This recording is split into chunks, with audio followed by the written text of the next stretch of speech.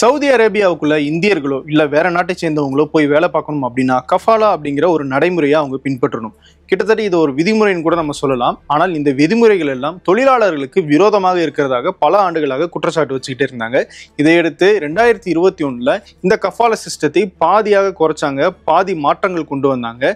மீதி பாதியை கடந்த ஜூன் மாதம் கம்ப்ளீட்டாக முடிவுக்கு கொண்டு வந்திருக்காங்க. இப்போ இந்த கஃபாலா நடைமுறை முடிவுக்கு வந்தது வெளிநாட்டை சேர்ந்தவர்களுக்கு, குறிப்பாக சவுதியில இருக்கிற 26 லட்சம் இந்தியர்களுக்கு பெரிய அளவுல பயன் தரப்போகுது அப்படின்னு சொல்லி சமூக ஊடகங்கள்ல பெரிய விவாதமாக இருக்கு. அப்படி இந்த கஃபாலா சிஸ்டம்னா என்ன, அதுல இருக்கிற சிக்கல்கள் என்ன, அதை மாத்தி இருக்கிறதுனால இந்தியர்களுக்கு கிடைக்க போற நன்மைகள் என்ன அப்படிங்கறத பத்தி தான் இந்த வீடியோல பார்க்க போறோம். இது டிகோட் பை வெங்கட்.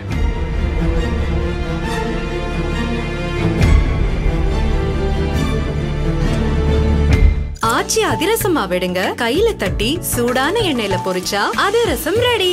பூம்புகார் தொடங்கி மங்களதேவி கண்ணகி கோயில் வரைக்கும் கண்ணகி போன அந்த வழித்தடத்துல நம்ம ஒரு பயணம் போன எப்படி இருக்கும்? அந்த பயணம் தான் மிளிர்கள் நாவல். சமகால அரசியல சிலப்பதிகாரத்தினுடைய பின்னணியில சொல்லியிருக்காரு எழுத்தாளர் இரா முருகவேல்.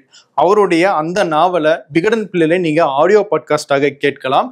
விகடனுடைய ஆப்பை நீங்க டவுன்லோட் பண்ணீங்கன்னா விகடன் பிளே அப்படிங்கிற ஐக்கான் இருக்கும். அதை கிளிக் பண்ணி மிளிர்கள் நாவலை நீங்க ஆடியோவாக கேளுங்க. அதுக்கான லிங்கை நான் டிஸ்கிரிப்ஷன்லயும் கமெண்ட்ஸ்லயும் கொடுத்துருக்கேன். கஃபாலா முறைனா என்ன அப்படின்னு பார்த்தோம்னா, வெளிநாடுகள்ல இருந்து சவுதி அரேபியாவுக்கு வேலைக்கு போறாங்க இல்லையா, அவங்களுக்கு அந்த வேலையை யார் கொடுக்குறாங்களோ அந்த நிறுவனத்தினுடைய இல்ல அந்த உரிமையாளர் இருக்கார்ல, அவர் ஸ்பான்சர்ஷிப்பாக கருதப்படுவார். அவருடைய ஸ்பான்சர்ஷிப்ல தான் இவங்க சவுதிக்கு வேலைக்கு போறாங்க அப்படிங்கிறது தான் இந்த கஃபாலா சிஸ்டம். அப்படி அந்த ஸ்பான்சர்ஷிப் கொடுக்குறவங்கள இல்ல அந்த வேலை கொடுக்குற உரிமையாளரை கஃபீல் அப்படின்னு அழைக்கிறாங்க. இந்த கஃபீல் தான் சவுதிக்கு வேலைக்கு வராங்க இல்லையா, அவங்களுடைய முழு பொறுப்பாக செயல்படுவாரு. அவங்களுடைய ஒர்க்கர்ஸ் விசா இவங்க கையில தான் இருக்கும். லீகலாக அவங்களுக்கு ஏதாவது உதவி கிடைக்கணும்னாலும் இந்த கஃபீல் தான் அதுக்கான சப்போர்ட்டை பண்ணணும். கஃபீலினுடைய அனுமதி இல்லாம வெளிநாட்டுல இருந்து புலம்பெயர்ந்து வர ஒரு தொழிலாளரால வேலை மாற முடியாது, வெளிநாடுகளுக்கு செல்ல முடியாது, அதே நாட்டுல இருக்கவும் முடியாது, விரும்பினா தங்களுடைய நாட்டுக்கு போகவும் முடியாது. எல்லா முடிவும் இந்த கஃபீல் கையில தான் இருக்கு. இப்படிப்பட்ட இந்த கஃபாலா சிஸ்டம் சவுதியில மட்டும் கிடையாது, இன்னும் சில மத்திய கிழக்கு நாடுகள்லயும் இருக்கு. சரி, இந்த கஃபாலா சிஸ்டத்துல இருக்கிற பிரச்சனை என்ன? இதை மிஸ்யூஸ் பண்றது, அதாவது தவறாக பயன்படுத்துறது தான் இதுல இருக்கிற மிகப்பெரிய சிக்கல். இதை ஒரு மாடர்ன் டே ஸ்லேவரி அப்படின்னு மனித உரிமை இயக்கங்கள் எல்லாம் கண்டிக்கிறாங்க. சரி, இந்த கஃபாலா சிஸ்டத்தை எப்படி எல்லாம் மிஸ்யூஸ் பண்றாங்க அப்படிங்கிறத இப்ப பார்க்கலாம். ஒரு புலம்பெயர்ந்த தொழிலாளி வேற ஒரு நாட்டுல இருந்து சவுதி அரேபியாவுக்கு வேலைக்கு போறாரு அப்படின்னா, அவருக்கு வேலை கொடுத்த அந்த கஃபீல் இருக்கார் இல்லையா, முதல்ல அந்த தொழிலாளியினுடைய பாஸ்போர்ட்டை வாங்கி வச்சுக்கிறார். வாங்கி வச்சுட்டு என்ன சொல்றாருன்னா, நீங்க நான் சொல்ற வேலையை தான் செய்யணும், வேற எந்த வேலைக்கும் போக முடியாது, உங்க நாட்டுக்கே நினைச்சாலும் போக முடியாது, லீவு கூட கிடைக்காது. அப்படியே நீங்க இதையெல்லாம் கேட்க மாட்டீங்க அப்படின்னா உங்களுடைய பாஸ்போர்ட் என் கையில இருக்கு, இப்போ உங்க கையில பாஸ்போர்ட் இல்ல, இதே நாங்க காரணமாக சொல்லி உங்களை கைது செய்ய வைக்க முடியும் அப்படின்னு மிரட்டுறாங்க. இப்படி மிரட்டுறதன் மூலமாக அந்த கஃபீல்கள் சாதிக்க நினைக்கிற விஷயம் என்ன அப்படின்னு கேட்டா, அதிக நேரம் வேலை வாங்குறது. 12 மணி நேரம் 18 மணி நேரம்லாம் வேலை வாங்குறாங்க. ரெண்டாவது, சொன்ன சம்பளத்தை கொடுக்காம குறைந்த சம்பளத்தை மட்டுமே கொடுக்கறது. மூணாவது, அவங்களுக்கு தங்குற இடம் இருக்கு இல்லையா, மொத்தமாக 20 பேர் 30 பேர்னு ஒரே அறையில தங்க வைக்கிறது, அவங்களுக்கு மோசமான உணவுகளை கொடுக்கிறது, சுகாதாரமற்ற இடத்துல தங்க வைக்கிறதுன்னு அவங்கள இல் ட்ரீட் பண்றது தான் இவங்களுடைய முக்கியமான நோக்கமாக இருக்கு. இதையெல்லாம் சாதிச்சு அவங்களுக்கான லாபத்தை பெரிய அளவுல எடுக்கணும் அப்படின்னா அவங்களுடைய பாஸ்போர்ட்டை வாங்கி வச்சு அவங்கள மிரட்டுறது தான் ஒரே வழின்னு இந்த கஃபீல்கள் எல்லாம் செயல்படுறாங்க. இதை எதிர்த்து நம்ம லீகலா மூவ் பண்ணணும் அப்படின்னு அந்த தொழிலாளர்கள் நினைச்சாலும் அதுக்கும் அந்த கஃபீலினுடைய சப்போர்ட் தேவை அப்படிங்கிறது தான் சவுதியில் இருக்கிற மிக முக்கியமான சட்ட விதி. கஃபீலுக்கு எதிரான அந்த லீகல் ஆக்ஷனுக்கு எப்படி கஃபீலே உடன்படுவாரு, அதனால அந்த லீகல் ஆப்ஷனும் இந்த தொழிலாளர்களுக்கு இல்லாம போயிருது.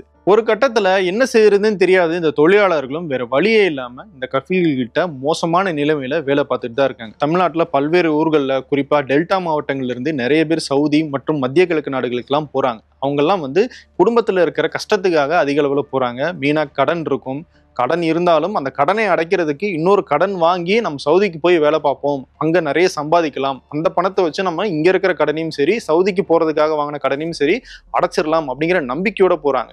அக்கா தங்கச்சிகளுக்கு கல்யாணம் இருக்கலாம், வீடு கட்டணும் அப்படிங்கிற எண்ணம் இருக்கலாம், குழந்தைகளுடைய படிப்பு, இப்படி பல்வேறு காரணங்களுக்காக எல்லாரும் எப்படியாவது சவுதிக்கு போயோ இல்ல மற்ற மத்திய கிழக்கு நாடுகளுக்கு போயோ நம்ம பொழைச்சிக்கலாம், சம்பாதிச்சிடலாம் அப்படிங்கிற ஒரு எண்ணத்தோட தான் போறாங்க.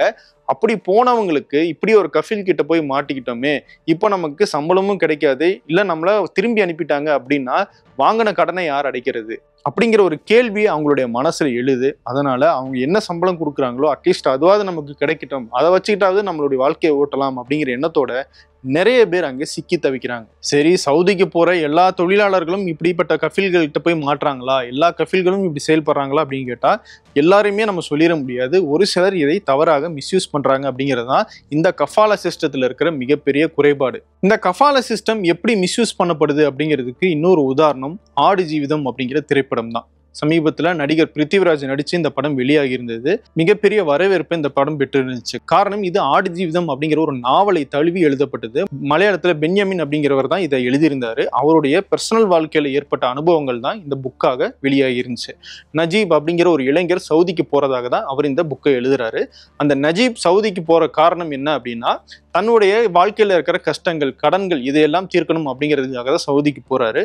ஒரு ஏஜென்சி மூலமாக அவர் போறாரு. அந்த ஏஜென்சி உங்களுக்குன்னு ஒரு கஃபீல் வருவாரு, அவர்கிட்ட தான் நீங்க போய் வேலை பார்க்கணும் அப்படின்னு சொல்லி அனுப்புறாங்க. கடனோட வாங்கி அந்த காசை கட்டி இவரும் சவுதிக்கு போறாரு. ஆனா அங்க போனதான் தெரியுது அந்த ஏஜென்சி ஒரு தவறான நபர்கிட்ட, ஒரு தவறான கஃபீல் கிட்ட தன்னை கை மாத்தி விட்டுட்டாரு அப்படிங்கிறது. அந்த கஃபீல் ஒரு பாலைவனம் மாதிரி இருக்கிற ஒரு பகுதிக்கு நஜீப்பை அடிச்சு இழுத்துட்டு போய் அங்க அவரை ஆடு மேய்க்க வைக்கிறாரு. அந்த கஷ்டத்துல இருந்து அவர் எப்படி மீண்டு வராரு அப்படிங்கிறது தான் ஆடு ஜீவிதம் அப்படிங்கிற அந்த நாவலும் சரி திரைப்படமாகவும் வெளியாகி இருந்தது. அந்த படத்துல சொன்ன மாதிரி இப்பவும் பல்வேறு ஏஜென்சிகள் மூலமாக சவுதிக்கு வேலைக்கு ஆட்கள் அனுப்பப்படுறாங்க. அவங்களுக்கு ஒரு சம்பளம் பேசப்படுது, ஒரு வேலை சொல்லப்படுது. ஆனால் அவங்க சவுதிக்கு போய் இறங்கும் போது தான் ரியாலிட்டி என்ன அப்படின்னு புரியுது. அவங்களுக்கு சொல்லப்பட்ட வேலை அங்க கொடுக்கப்படுறது கிடையாது, சொல்லப்பட்ட சம்பளமும் கொடுக்கப்படுறது கிடையாது. யார் கஃபீல், அதாவது யார் உரிமையாளர், யார் வேலை கொடுக்குறாங்க அப்படின்னு சொல்றாங்களோ அவங்களும் அந்த இடத்துல இருக்கிறது கிடையாது. அப்படியே ஒரு கஃபீல் இவங்க எங்க கிட்ட தான் வேலை பார்க்க போறாங்க அப்படின்னு சொல்லி கூட்டிட்டு போனாலும் வேற ஒருத்தர்கிட்ட அவங்கள கை மாத்தி விட்டுறாங்க. அதன் மூலமாக அவங்களுக்கு சில கமிஷனும் கிடைக்குது. இப்படிப்பட்ட முறைகேடுகள் எல்லாம் இந்த கஃபாலா சிஸ்டத்தின் கீழே நடந்துட்டு தான் இருக்கு. அது மட்டும் இல்லாம இந்த மாதிரியான ஏஜென்சிகள் கிட்ட வேலைக்கு ஆட்கள் கேட்கறாங்க இல்லையா, அந்த கஃபீல்கள் கிட்டையும் அந்த ஏஜென்சிகள் ஒரு பெரிய தொகையை வாங்கிடுறாங்க. அந்த தொகையுமே வேலைக்கு போற அந்த தொழிலாளர்களுடைய சம்பளத்துல இருந்து தான் அந்த கஃபீல்கள் கழிச்சுக்கிறாங்க. அவங்களுக்கு கொடுக்கப்பட்ட அந்த தொகையை சம்பளத்துல இருந்து கழிச்சு மொத்தமாக மீட்டெடுக்கிற வரைக்கும் அவங்க அந்த இடத்துல ஒரு கொத்தடிமைகள் மாதிரி தான் வேலை பார்க்க வேண்டிய ஒரு சிச்சுவேஷன் ஏற்படுது. மொழி தெரியாத ஒரு நாடு, யாருமே உதவிக்கு இல்லை, சட்டமும் தங்களுக்கு ஆதரவாக இல்லை. இப்படிப்பட்ட ஒரு சூழ்நிலையில விவரம் தெரியாத தொழிலாளர்கள் இந்த மாதிரியான ஆட்கள் கிட்ட சிக்கி இப்போ வரைக்கும் கொத்தடிமைகளாக வாழ்ந்துகிட்டு இருக்காங்க அப்படிங்கிற செய்திகளை நம்ம அப்பப்போ பார்க்க முடியுது. இப்படி ஒரு மோசமான சிச்சுவேஷன்ல போய் மாட்டின தொழிலாளர்கள் பலர் அந்த இடத்துல கஷ்டத்துல வேலை பார்க்குறாங்க. அதுல ஒரு பெரிய மன உளைச்சல் அவங்களுக்கு ஏற்படுது. அவங்க இருக்கிற இடம் சுகாதாரமாக இருக்கிறது கிடையாது. அதனால உடல்நல கோளாறுகள் ஏற்படுது. இதுக்கெல்லாம் சரியான ட்ரீட்மெண்ட்டும் அவங்களுக்கு கிடைக்கிறது இல்லை. அப்படிங்கிற பட்சத்துல பலர் தற்கொலை செஞ்சு இறந்திருக்காங்க. உடல்நல கோளாறாலையும் பல பேர் இறந்திருக்காங்க அப்படிங்கிற செய்திகளும் நம்மளால தொடர்ந்து பார்க்க முடியுது. இன்னொரு மிகப்பெரிய உதாரணமாக நம்ம சொல்லணும்னா, கத்தார்ல 2022ஆம் ஆண்டு ஃபிஃபா உலகக்கோப்பை கால்பந்து போட்டிகள் நடந்துச்சு. இதுக்கு 2010 இருந்தே அவங்க பல்வேறு உட்கட்டமைப்பு வசதிகளை மேம்படுத்தினாங்க, பல்வேறு ஸ்டேடியங்களை கட்டினாங்க. இந்த கட்டுமான பணிகளுக்கு எல்லாம் பல்வேறு நாடுகள்ல இருந்து தொழிலாளர்கள் அங்க வர வைக்கப்பட்டாங்க. குறிப்பா இந்தியா, பாகிஸ்தான், நேபாள், பிலிப்பைன்ஸ் போன்ற நாடுகள்ல இருந்துலாம் அங்க போய் வேலை பார்த்தாங்க. அந்த தொழிலாளர்களுக்கெல்லாம் சரியான ஊதியம் கொடுக்கறது இல்லை. அவங்களுடைய பாஸ்போர்ட்டை எல்லாம் வாங்கி வச்சுக்கிட்டாங்க. அவங்க அந்த கட்டுமான பணி முடிகிற வரைக்கும் வெளியே போகக்கூடாது அப்படின்னு சொன்னாங்க. 12 to 18 மணி நேரம் வேலை வாங்கினாங்க. கடுமையான வெயிலையும் அவங்க வேலை வாங்கப்பட்டாங்க.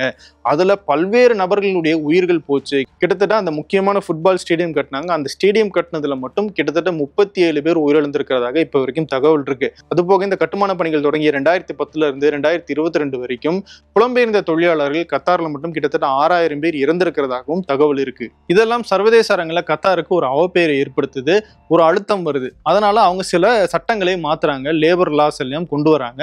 ஆனாலும் இப்போ வரைக்கும் அது சரியாக அமல்படுத்துறது இல்லை அப்படிங்கிற குற்றச்சாட்டு இருக்கு. இப்போ நம்ம சவுதின்னு எடுத்துக்கிட்டோம்னா கிட்டத்தட்ட 1.2 கோடி புலம்பெயர்ந்த தொழிலாளர்கள் இருக்கிறாங்க. அதுல இந்தியாவிலிருந்து போனவங்க மட்டும் கிட்டத்தட்ட 26 லட்சம் பேர் இருப்பாங்கன்னு சொல்றாங்க. இப்போ இந்த கஃபாலா சிஸ்டத்தை ரிமூவ் பண்ணதுனால இந்த 26 லட்சம் இந்தியர்களுக்கும் அந்த 1.2 கோடி புலம்பெயர்ந்த தொழிலாளர்களுக்கும் பெரிய அளவுல நன்மை ஏற்பட போகுது அப்படின்னு எதிர்பார்க்கப்படுது. இன்னொரு பக்கம் 2021 சவுதி அரேபியா தொழிலாளர் சட்டங்கள்ல சில மாற்றங்களை கொண்டு வராங்க. இதே சர்வதேச அழுத்தம் காரணமாக தான். அப்போ அவங்க என்ன சொல்றாங்க, இந்த கஃபாலா சிஸ்டத்தின் கீழே ஒரு தொழிலாளர் வெளிநாட்டுல இருந்து இங்க வந்து வேலை பார்க்குறாரு அப்படின்னா அவர் ஒரு அக்ரிமெண்ட் போட்டுக்கணும், அவருடைய வேலை ஆண்டுகள் இத்தனை வருஷம் அப்படின்னு சொல்லிட்டு. அந்த ஆண்டுகள் முடிஞ்சதுக்கு பிறகு அவர் எந்த வேலைக்கு வேணா போய்க்கலாம் அப்படிங்கிற சுதந்திரம் அவங்களுக்கு வழங்கப்படுது அப்படிங்கிற மாற்றம் எல்லாம் கொண்டு வந்தாங்க. ஆனால் இப்போ வரைக்கும் அது சரியாக அமல்படுத்தப்படவில்லை அப்படிங்கிறது ஒரு குற்றச்சாட்டு. ரெண்டாவது, அந்த தொழிலாளர் சீர்திருத்தங்கள்ல ப்ளூ காலர் ஜாப்ஸ்ல இருக்கிற, அதாவது கட்டட பணிகள்ல இருப்பாங்க, வீட்டு வேலைகள்ல இருப்பாங்க, கடைகள்ல வேலையில இருப்பாங்க, இவங்களுக்கெல்லாம் பெரிய அளவுல நன்மை இல்லை. அவங்களையெல்லாம் அதில் சேர்க்கலை அப்படிங்கிற குற்றச்சாட்டும் இப்போ வரைக்கும் இருக்கு. இப்போ அதை தான் முடிவுக்கு கொண்டு வந்திருக்காங்க சவுதி அரேபியா. சரி, இந்த கஃபாலா சிஸ்டத்தை முடிவு கொண்டு வந்துட்டாங்க. அதுக்கு பதிலாக வேற என்ன மாற்றங்களை செஞ்சிருக்காங்க அப்படிங்கறத இப்ப பார்க்கலாம். முதல்ல ஒரு புலம்பெயர்ந்த தொழிலாளிகளுடைய ஒர்க்கர்ஸ் விசா, லீகல் உதவிகள், இது எல்லாத்துக்குமே அந்த கஃபீல போய் நாடணும்னு இருந்த அந்த சிஸ்டத்தை முடிவுக்கு கொண்டு வராங்க. அதுக்கு பதிலாக வெளிப்படையான அக்ரிமெண்ட் போடணும். ஒரு புலம்பெயர்ந்த தொழிலாளியை வெளிநாட்டில இருந்து வேலைக்கு எடுக்கிறீங்கன்னா அவருக்கு என்ன வேலை, என்ன சம்பளம், எவ்வளவு நாள் அந்த அக்ரிமெண்ட் இருக்கு அப்படிங்கிறத வெளிப்படையாக சொல்லணும். அந்த சம்பளத்தை சரியாகவும் கொடுக்கணும் அப்படிங்கிறத ஒரு சீர்திருத்தமாக கொண்டு வந்திருக்காங்க. அப்படி அந்த அக்ரிமெண்ட்ல சொன்னபடி அந்த கஃபீல், அந்த உரிமையாளர் நடந்துக்கல அப்படின்னா அதுக்கு எதிராக லீகலாகவும் மூவ் பண்றதுக்கான வாய்ப்பும் புதிய சட்டங்கள்ல கொண்டு வந்திருக்கு. அது மட்டும் இல்ல, ஒருத்தர் சவுதியில இருந்து வெளியேறணும்னு நினைச்சாருன்னா அவர் ஆன்லைன்லயே விசா அப்ளை பண்ணி அவர் வாட்டைக்கு கிளம்பி போகலாம். அந்த கஃபீலினுடைய அனுமதி தேவையில்லை அப்படிங்கிறதும் புதிய சட்டங்கள் சொல்லுது. புலம்பெயர் தொழிலாளர்கள் ஒரு வேலைக்கு போறாங்க, அந்த வேலையை அவங்களுக்கு பிடிக்கல அப்படின்னா அதை முன்கூட்டியே சொல்லி, நம்ம இங்க நோட்டீஸ் பீரியட்னு சொல்றோம் இல்லையா, அந்த மாதிரி ஒரு நோட்டீஸ் பீரியட் கொடுத்து அவங்க அந்த வேலையிலிருந்து மாறிக்கிறதுக்கான உரிமையும் புதிய சட்டங்கள்ல கொண்டு வரப்பட்டிருக்கு. இந்த புதிய சட்டங்கள் எல்லாம் சவுதியில காம்படிஷனை உருவாக்கும். ஒரு தொழிலாளர் தனக்கு இந்த வேலை பிடிக்கல அப்படின்னா இன்னொரு வேலைக்கு மாறதுக்கான அந்த உரிமை கொடுக்கப்படுது. அப்போ தனக்கு எங்க நல்ல வேலை கிடைக்குது, எங்க நல்ல சம்பளம் கிடைக்குது, எந்த இடத்துல நல்ல சூழ்நிலை இருக்கு அப்படிங்கிறத பார்த்து ஒரு தொழிலாளரால வேலை மாற முடியும். அப்படி மாறினாங்க அப்படின்னா அங்க காம்படிஷன் உருவாகும். ஒரு நல்ல தொழிலாளிக்கு, நல்ல ஸ்கில் இருக்கிற ஒருத்தருக்கு நல்ல சம்பளம் கொடுக்க ஒருத்தர் தயாராக இருந்தாருன்னா இவர் அங்க போயிடுவார். அப்போ அந்த தொழிலாளியை தக்க வச்சுக்கணும் அப்படின்னு இப்போ இருக்கிற அந்த கஃபீல் நினைச்சாரு அப்படின்னா அவருக்கு அதிகமான சம்பளம் கொடுப்பாரு. அவர் வேலை பார்க்குற அந்த சூழலையும் மேம்படுத்தி கொடுப்பாரு. அதிகமாக வேலை வாங்க மாட்டாங்க. இப்படின்ற மரியாதை அவங்களுக்கு அதிகமாக கிடைக்கும். ஸோ இந்த காம்படிஷன் சவுதி அரேபியாவுக்கு இப்போ ரொம்ப தேவைப்படுது. சவுதி அரேபியாவுடைய இளவரசர் முகமது பின் சல்மான் சவுதி அரேபியாவுக்கு 2030 ஒரு மிகப்பெரிய இலக்கு இருக்கு அப்படின்னு சொல்லி விஷன் வச்சு அவர் மூவ் பண்ணிட்டு இருக்காரு. அந்த விஷனுக்கு இந்த கஃபாலா சிஸ்டம் முடிவு அப்படிங்கிறது மிகப்பெரிய உதவியாக இருக்கும் அப்படின்னு சொல்லப்படுது. குறிப்பாக பல்வேறு நாடுகள்ல இருந்து ஸ்கில் செட்ஸ் இருக்கிற தொழிலாளர்கள் அவங்களுக்கு ரொம்ப தேவைப்படுது. ப்ளூ காலர் ஜாப்ஸ் மட்டும் கிடையாது, ஒயிட் காலர் ஜாப்ஸ்லுமே பல்வேறு நாடுகள்ல இருந்து ஆட்கள் அவங்களுக்கு தேவைப்படுறாங்க. அதையெல்லாம் கொண்டு வரணும்னா இந்த கஃபாலா சிஸ்டம் ஒரு இடைஞ்சலாக இருக்கு அப்படின்னு சொல்லி சவுதி அரேபியா பாக்குறாங்க. அதனாலதான் இதை அவங்க முடிவுக்கு கொண்டு வந்திருக்காங்க. அது மட்டும் இல்ல, சவுதி அரேபியாவுக்கு ஒரு இமேஜ் சேஞ்சும் தேவைப்படுது. குறிப்பாக இந்த தொழிலாளர்கள் விஷயத்துல அவங்க இந்த கஃபாலா சிஸ்டத்தை பயன்படுத்துறது, அது தொழிலாளர்களை அடிமையாக வைக்கிறது, இதெல்லாம் ஒரு குற்றச்சாட்டாகவே அவங்க மேல வைக்கப்படுது. அந்த இமேஜை மாற்றணும் அப்படின்னா அந்த கஃபாலா சிஸ்டத்தை முடிவுக்கு கொண்டு வரணும் அப்படிங்கிறதும் சவுதி அரேபியாவுக்கு ஒரு தேவையாக இருக்கு. அதனாலேயும் கூட இந்த கஃபாலாவுக்கு முடிவு கொண்டு வந்திருக்காங்க. ஸோ கஃபாலாவை முடிவுக்கு கொண்டு வந்ததுல பெரிய ஆறுதல் புலம்பெயர்ந்து போற தொழிலாளர்களுக்கு, இனிமேல் போக போற தொழிலாளர்களுக்கு ஏற்பட்டிருக்கு. ஆனா புதுசா கொண்டு வரப்பட்டிருக்கிற அந்த தொழிலாளர் சட்டங்கள் இருக்கு இல்லையா, அதை முறையாக அமல்படுத்துறாங்களா அப்படிங்கிறத பொறுத்து தான் இந்த நன்மைகள் எல்லாம் தொழிலாளர்களுக்கு போகுதா அப்படிங்கிறதும் உறுதி செய்யப்படும் அப்படின்னு சர்வதேச அரசியல் பார்வையாளர்கள் சொல்றாங்க. ஸோ தொடர்ந்து இந்த கஃபாலா முறை ஒழிப்பு என்ன மாதிரியான மாற்றங்களை கொடுக்குது அப்படிங்கிறத பத்தி நம்ம டிகோட் நிகழ்ச்சியில வேறொரு வீடியோல பார்க்கலாம். நன்றி. ஆச்சி அதிரசமா விடுங்க, கையில தட்டி சூடான எண்ணெயில பொரிச்சா அதிரசம் ரெடி.